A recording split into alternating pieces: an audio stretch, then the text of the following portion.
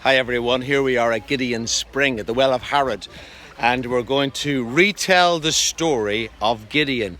Remember the bit when he had to cut the number down to 300 and they came to the spring and God said he'll separate those who he wants to go home. It happened just here in this place. Enjoy.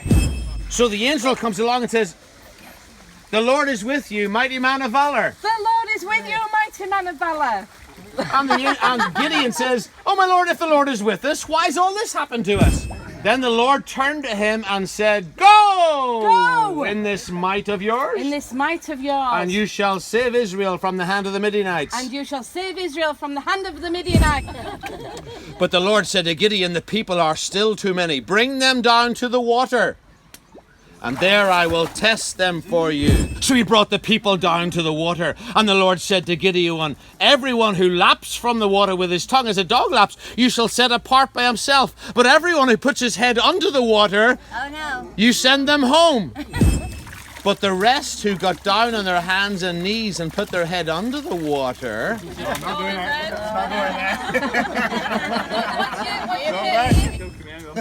and he put his head under the water and kept it there for 1.5 minutes for that sake.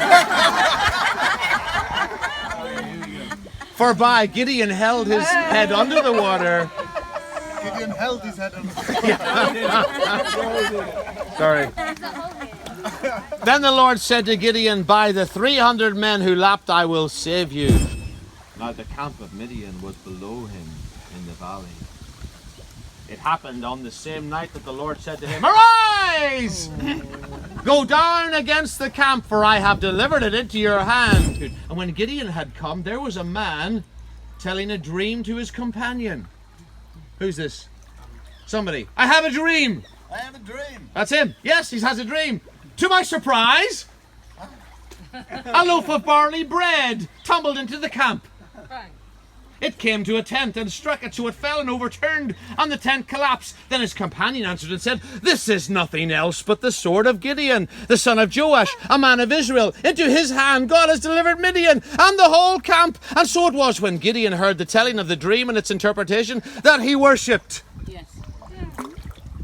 He returned to the camp of Israel and said, "Arise, for the Lord has delivered the camp of Midian into your hand." Then he divided the 300 men into 3 companies.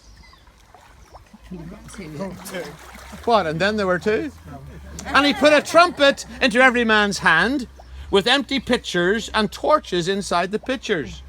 And he said to them, "Look at me and do likewise. Watch, and when I come to the edge of the camp, you shall do as I do. When I blow the trumpets, I and all who are with me, then you also blow the trumpets on every side of the whole camp and say, 'The sword of the Lord and of Gideon.'"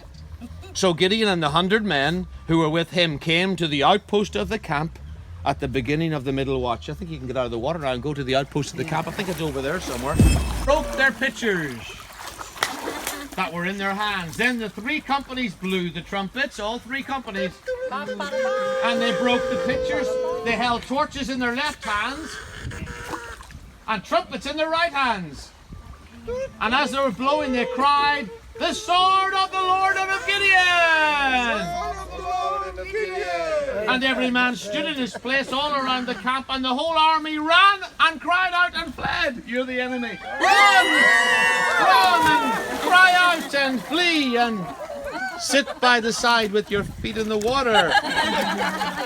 Seize them from the watering places as far as Beth-barah and the Jordan. Then all the men of Ephraim gathered together and seized the watering places as far as Beth-barah and the Jordan, and they captured 2 princes of the Midianites, Oreb and Zeb. You've got to capture 2 of them here. Oreb and Zeb. And they killed Oreb at the rock of Oreb, and they killed Zeb at the winepress of Zeb. They pursued Midian and brought the heads of Oreb and Zeb to Gideon on the other side of the Jordan. That's the end of the story of Gideon. Big round of applause. Well done. Excellent.